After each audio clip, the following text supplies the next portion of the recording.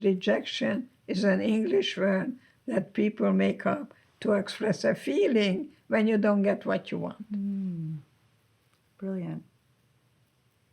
Who said that you should get always what you want, when you want it, how you want it? People have limitations. For you, When you mention that aspect of rejection, how it's a word that we make up for a feeling that we have, I think the question I want to ask you kind of encompasses all the things, forgiveness, rejection, moving forward, hope.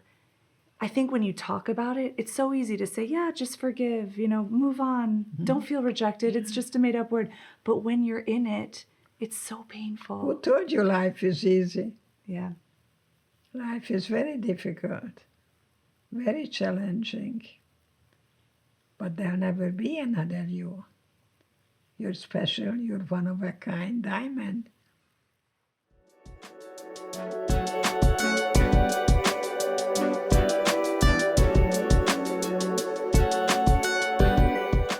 Hey everyone, and welcome to Starstruck, brought to you by Aish.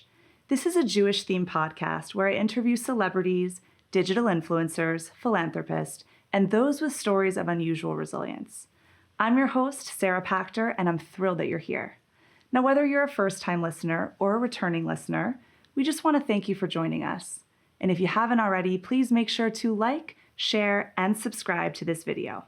Of course, we want to hear from you, so if you have any thoughts at all, leave them in the comment section below.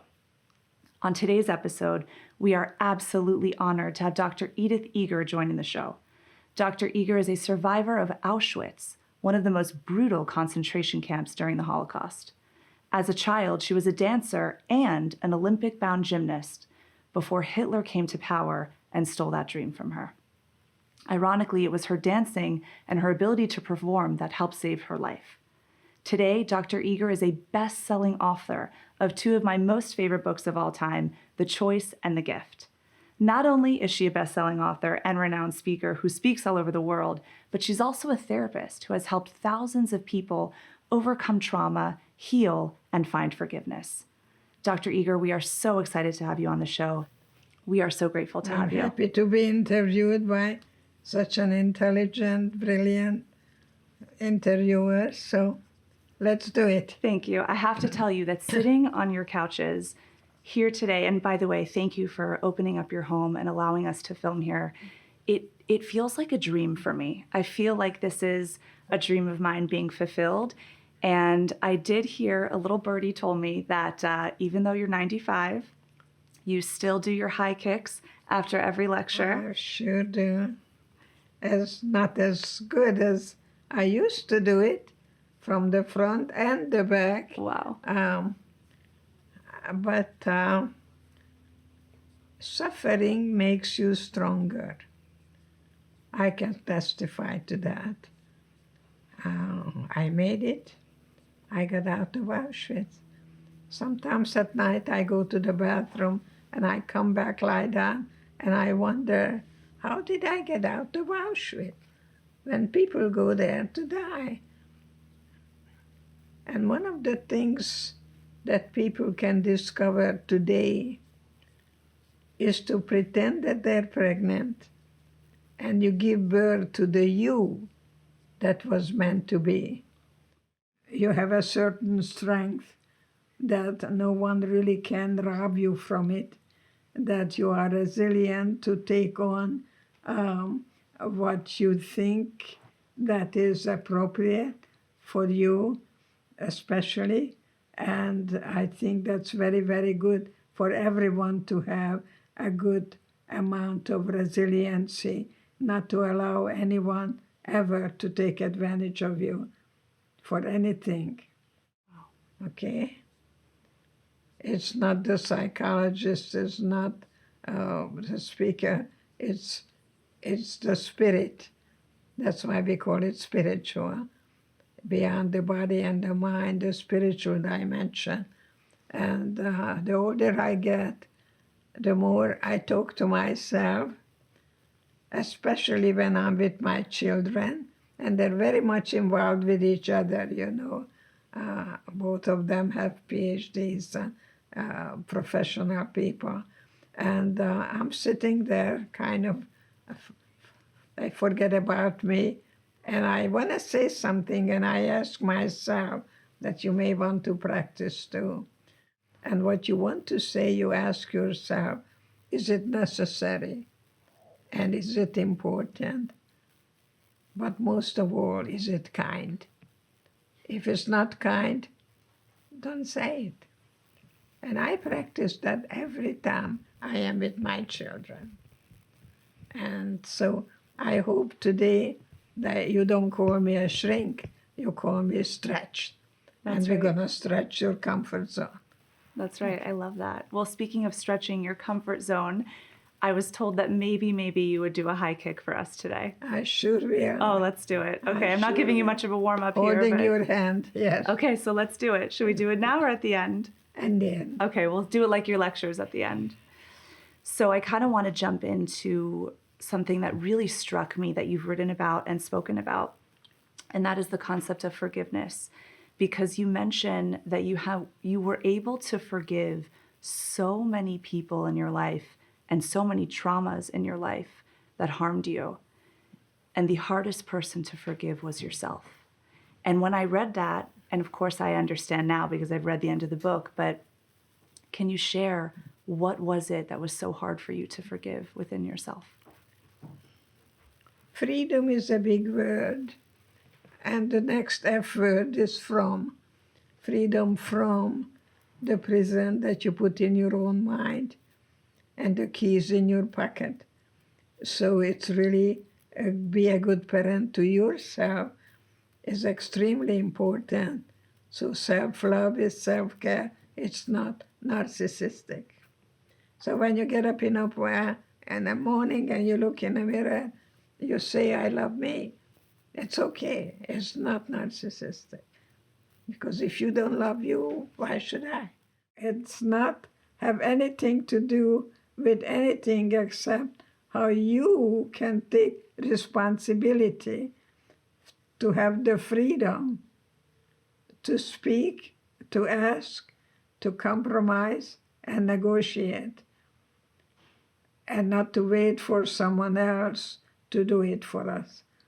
Because that it takes to be an adult. So if you want to be an adult, don't ask questions and don't give advice so quickly. Be a good listener and repeat what you hear. I think now what I'm going to say, and I ask myself, is it important? Is it necessary? But most of all, is it kind? If it's not kind, I don't say it. But let me ask you, what happened in Auschwitz that you had so much trouble forgiving yourself over? I don't think I was very kind to myself. And today it's a different story because forgiveness has nothing to do with I forgive you for what you did to me. I don't have any godly powers, for sure. I do want to change and look at life from inside out, and I am still at the process of that. I have yet to arrive. I climb that mountain and I slip and climb, and I never stop climbing. Mm-hmm. So I'm not revolving, I'm evolving. That's right, all of us. Yeah. And if we can go back to a moment in Auschwitz, if you don't mind, when you were in the lines with your mother, I remember reading that your mother looked so young that they assumed that she was of workable age. Yeah. And he asked me whether it's my sister or my mother. And I never forgave myself that I didn't say sister. I said, it's my mother. And he pointed my mother to go that way and my sister and I this way, and looked me in the eye and said, you're going to see your mother very soon. She's just going to take a shower. And that's how I entered the other side. And I was interviewed by a couple, a survivor from Poland who was there from 1941 I am part of the final solution. So genocide is a word that was coined by the survivors, and it has to do what happens to people, what is unexpected and unanticipated. So when I was interviewed by the couple, I asked, when will I see my mother? And she pointed at the chimney and she said very coldly, your mother is burning there. You better talk about her in past tense. And of course I was crying, and my sister screamed, the spirit never dies, the spirit never dies. And that's how I entered Auschwitz. And my sister ate everything. I ate the soup and I saved the bread. And when the following day she was so hungry, I shared the bread with her. So all we had was each other then. And of course, all we have is each other now. You know, going back to what you said about the man who pointed your mother in the opposite direction, that was Dr. Joseph Mengele, the angel of death. Myself. Yeah. But then I was told that he was wearing a white suit. And I did return to Auschwitz, and the work I do to revisit the places where you've been, relive that experience, because you're not there, you're here with me. I provide a safe environment, and that's very important, that you don't run away from the past, because you cannot change that. But, you incorporate it and recognize that suffering makes you stronger. Yeah. It was a hard decision for you to go back to Auschwitz, I remember, correct? I'd asked Magda, my sister, to come with me. I hate to tell you, she called me an idiot, but that was okay. I didn't take it personally. I think it's good to go back to the lion's den and look at the lion in the face and reclaim your innocence and assign the shame and guilt to the perpetrator. Mm-hmm. Mm-hmm. Speaking of which, you have this whole philosophy of how to remove yourself from victimhood. And you talk about going into the scene of when the perpetrator hurt you and releasing them and expressing rage and pulling your younger self out of that scene and loving them. And I just think it's such a brilliant concept. Do you mind sharing it briefly here? I think before I say anything, and I ask people to think about your thinking, because that creates your feelings. Mm-hmm. You don't feel first and then think. First you think, and then you say, I'm sad or glad, or, there are not too many of those words. And you speak other words than how are you. I think that's a very stupid way to start any conversation. How are you? Fine. So one of my students told me that in America people are hearing, but they're not listening. So I said, okay, let's test it out. And tomorrow morning, you're going to meet your friend. And sure enough, they took out their books, and the friend says, how are you? And my student said quietly, my mother died this morning. And there was silence. And then he said, oh, I see you this afternoon. People are hearing and they're not listening. So many times I ask people to allow me to repeat what I'm hearing. That's brilliant. And then you know that what they're saying is that what you're hearing. That we are hearing. on the same page, yes. Yeah. I do want to ask you about when you had to dance in Auschwitz and used your dancing skills to save your life. I was so good. I did the split to this way and that way. I throw my feet up, front, back, and then I do a split, and then I put my hands up like that, and I do this fountain. I can still do it. Wow. So, you're here because I am one of the few survivors. I think it's good to be a teacher, but most of all, it's good to have the life experience, not the theory about what happens when you meet the unexpected and the unanticipated. And that's my classroom in Auschwitz, that I learned how to look at life from inside out, and knowing that it's temporary and I don't like it, and I will survive no matter what. So I was my own encourager, and I hope you tell that to everyone, that you say, love, yes I am, yes I can, yes I will. 3 yeses. Beautiful. And you said that hope enabled you to survive. You mentioned that if you could just survive today, you'll be free tomorrow, right? I could not tell you how important it was never to give up hope.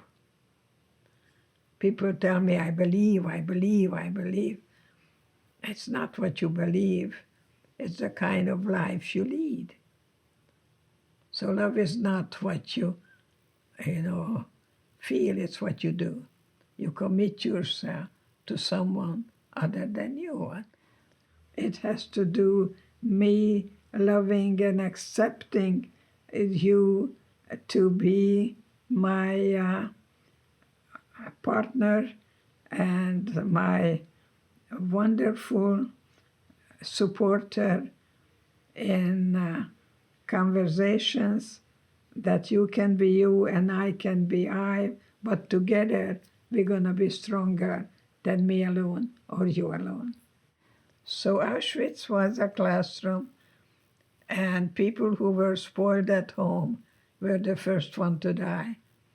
So I beg parents today, don't spoil your children. Let them put on their shoes and do something that is age appropriate. It's good to be your own parent, and don't ask yourself something really that is unexpected, unanticipated, and giving up on it, because you are a take charge person of your thinking, your feelings, and of course your behavior. So yes I am, yes I can, yes I will.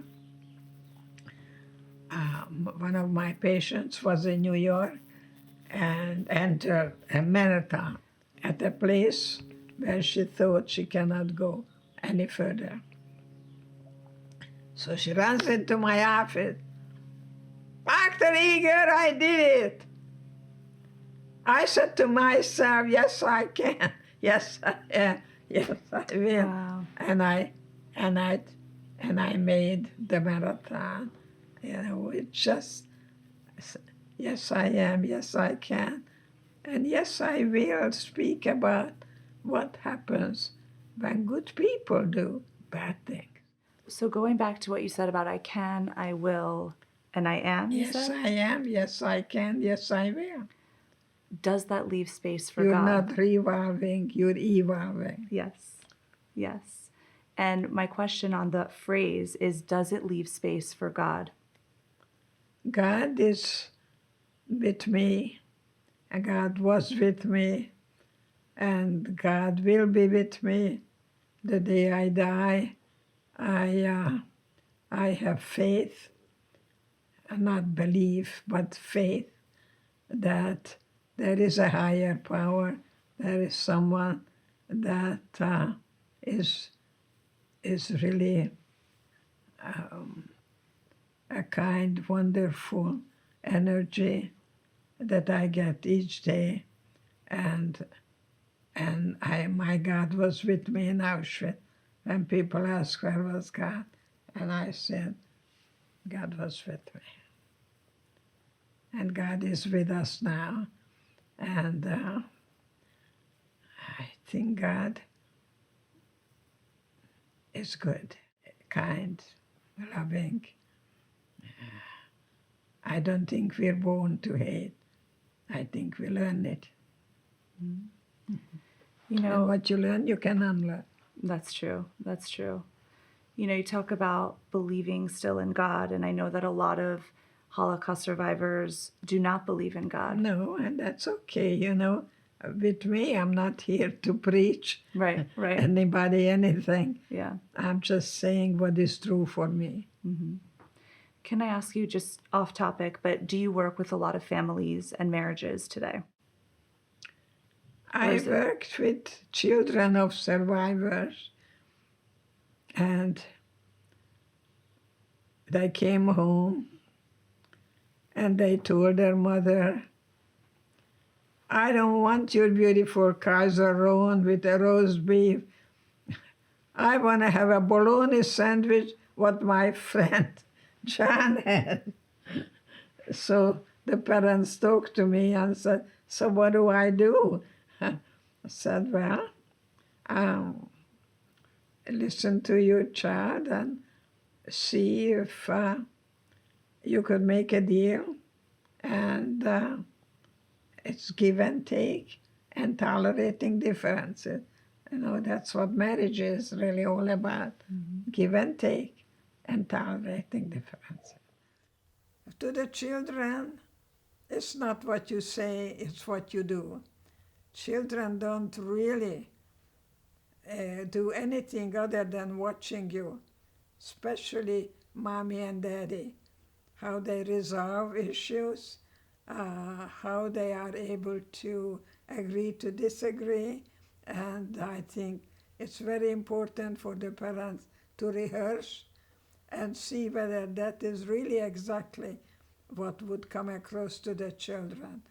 So don't tell a 10-year-old about cognitive dissonance. They don't have that vocabulary. What message do you want to give to the youth today? To stay in school as long as you can. The more you stay in school, more doors will open up for you. So have a goal and then concentrate on what you're going to focus on. That's very important. You want to focus on what you're doing that is in alignment to get you closer to the goal.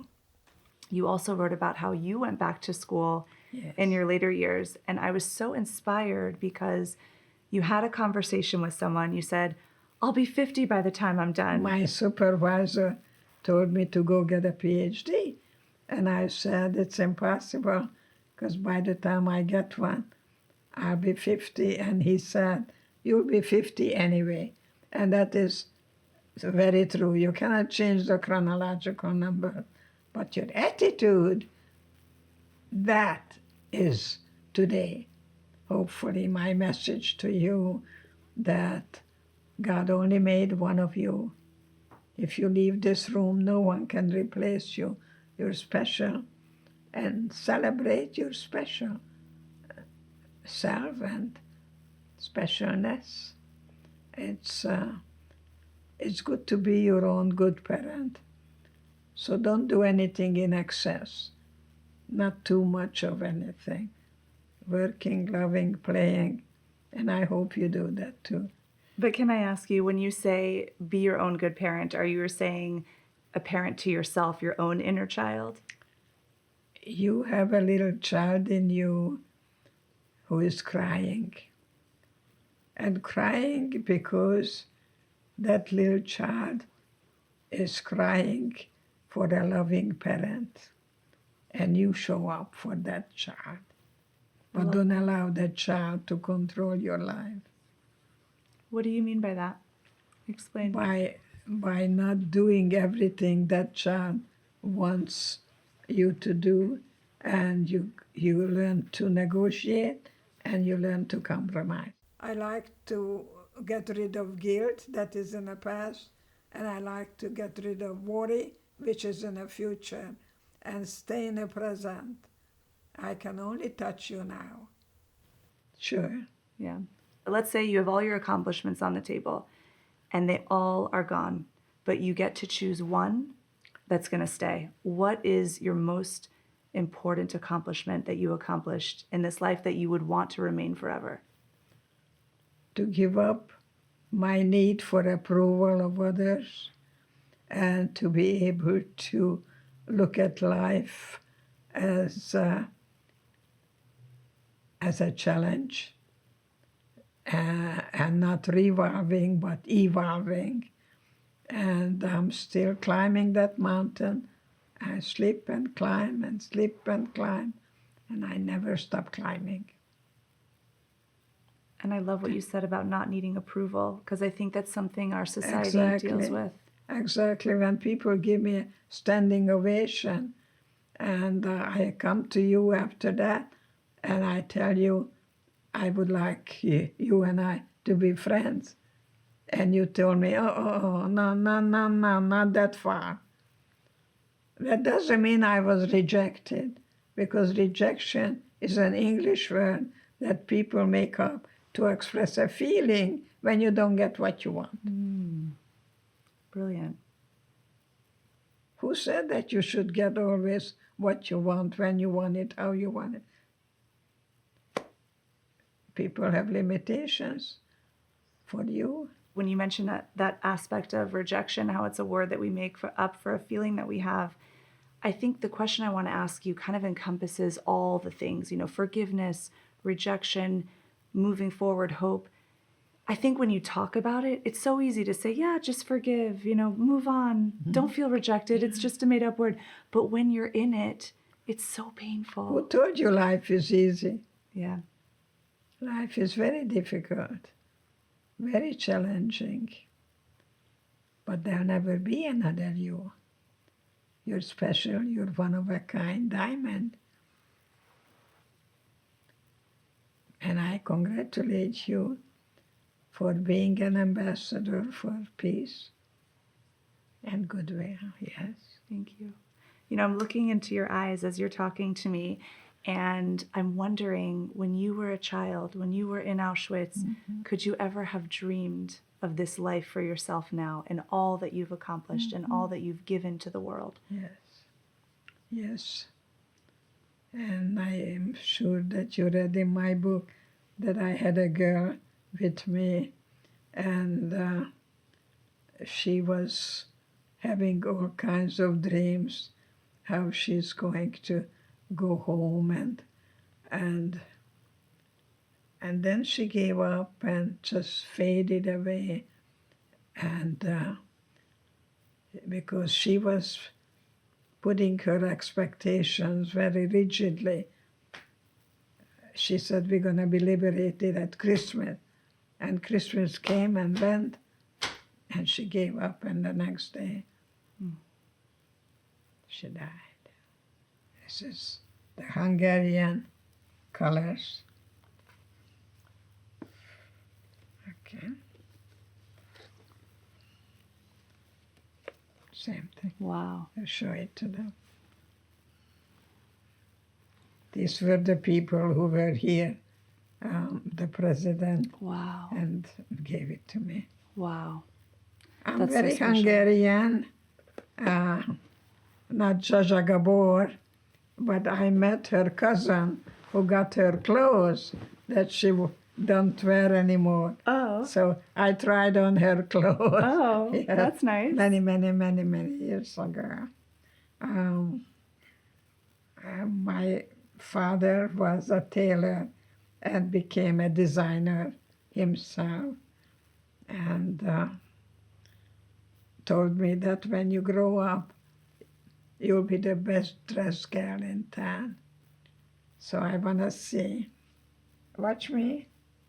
Watch me. You are. Watch me, my daddy. I am so sorry to tell you that they never really have a chance to to live. The first day, everybody over 40 and under 14 were special. You go this way or you go that way, and that decided whether you're going to live or die. And in a way, I don't know what would have happened if they made it the other side, whether they had enough energy to keep up with the young people. My sister Magda and I, we made it, and she died a few weeks ago. Oh, Yes. I'm so sorry to hear that. Magdalena, she wanted to be called. So Magdalena is my precious older sister. And there was a middle sister, Clara. And now the great-grandchild is named after Clara. Wow. In Australia. I think it's good to keep the family alive from generation to generation, because Jews were slaves, and then they were liberated, and then they met this guy called Moses, and Moses took them to the desert, and they started to walk and walk and walk and walk. My understanding is that they walked over 40 years. I don't know, I wasn't there to check it. But I think it's important for you and I to know that our blood is survivor's blood, that we don't give up so quickly, and that we're here hopefully to look at the next generation and beyond, that we're going to recognize that the Jewish people are not victims or victimizers. We experienced victimhood. It's not who we are, it's what was done to us. That's important. That's right. And I love what you said, that we are not victims or victimizers. Right. Because no, we don't have time for any of that. Yeah. I think we are individuals and put here for a purpose. And you and I are living that by transcending our ego needs and commit ourselves to someone other than you and I. Something that really struck me, and I think it really represents all that you write about, is that moment when you're in the camps, head shaven. You know, she looks at you. You said she looked like a wet dog. Tell us, continue this story. Well, she asked a good Hungarian woman's question. How do I look? So I had a choice whether I will tell her that you look like a little naked something. But instead, I picked something, not what she lost, but what she still had. And I told her, Magda, you have beautiful eyes. And I didn't see it when you had your hair all over the place. So I gave her an encouraging answer that she's still good, she's still my Magdushka, and that we're going to make it together. If you had someone to be with, even people who come to see me with someone, they do better than when they come alone. Mm-hmm. For sure. So what you're doing, you're an ambassador for peace. Thank you. And the other thing that I was thinking about, and I think about it a lot actually, it has really remained with me throughout different instances in my life.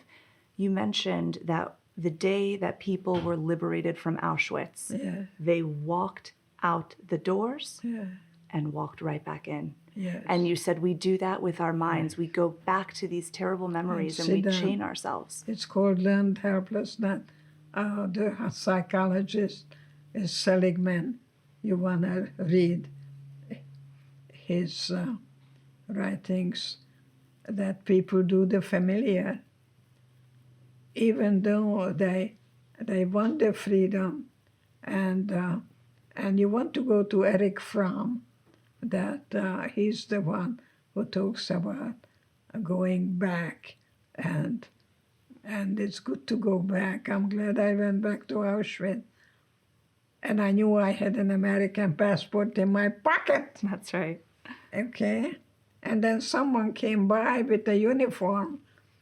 I don't know what kind of uniform it was, but I knew that I'm getting out of here, and I have a passport, and I live in America. So we don't appreciate sometimes what we have until we lose it. And we can work on, instead of going back in our minds to the memory, remembering we you don't have to live there. actually do it. Yeah. You don't have to Yeah. go back to Auschwitz. You can do it with a Gestalt technique, in a chair, in an empty chair.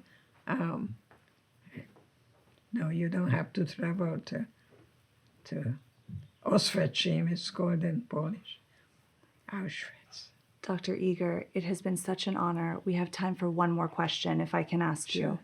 If you were to see someone on the street, or you meet someone and they ask you, what is the most important thing to be resilient and happy and forgiving in life, what would you answer them?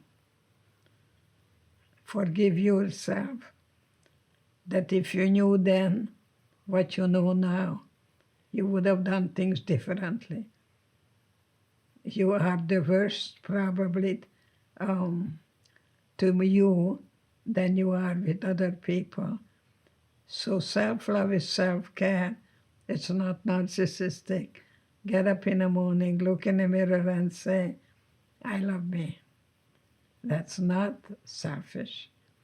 I think that you're doing a beautiful, brilliant job of an ambassador. Thank you. Thank you. 1, 2, 3. High kick. Wow. If you want to learn more about Dr. Edith Eger, check out the article that was written about her on Aish.com, which is linked in the episode description.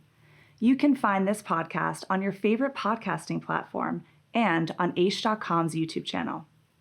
Don't forget to like, share, and subscribe to Aish.com for more content like this. Thanks again, and I will see you next week.